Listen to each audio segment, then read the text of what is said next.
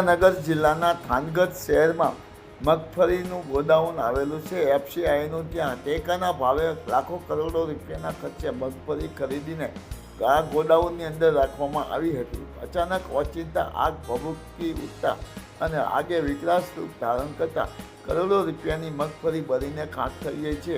ત્યારે આગને ઓલવવા માટે ચોટીલા, વઢવાણ, રાજકોટના ફાયર ફાઇટરોએ બોલાવીને આગ બુઝાવવાનો પ્રયાસ કર્યો હતો, પરંતુ કરોડો રૂપિયાની મગફળી બળીને ખાખ થતાં કરોડો રૂપિયાનું નુકસાન થયું છે। જ્યારે આગે વિકરાળ સ્વરૂપ ધારણ કરી લીધું હતું, ત્યારે આગ ઓલવવા માટે સતત ફાયર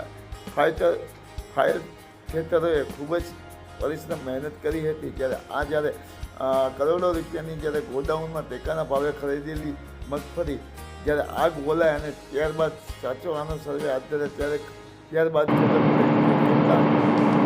થાનગઢ નગરપાલિકા વિસ્તારમાં આવેલ સેન્ટ્રલ વેર હાઉસના ગોડાઉનની અંદર કે જે ગોડાઉન છે એ ભાડામાં રાખવામાં આવેલું છે ને આ ભાડાના ગોડાઉનની અંદર મગફળીની ખરીદી કરી અને 25,000 બેગ છે રાખવામાં આવેલી હતી।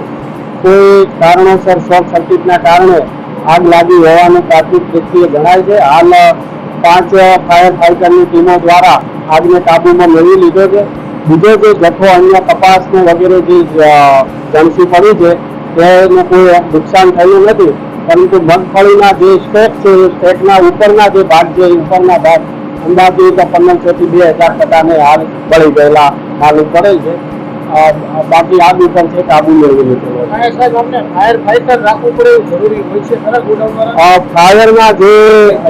ફાયરના જે બોટલ આવે છે એબીસી પ્રકારના એ ફાઇટર તો તમામને રાખવાની ફરજિયાત જોગવાઈ છે। લાગે છે અત્યારે તો એમના જે ગોડાઉન મેનેજર છે એ એવો જવાબ આપે છે કે મને આવ્યાને 2 દિવસ થયા છે, મને કાંઈ ખ્યાલ નથી।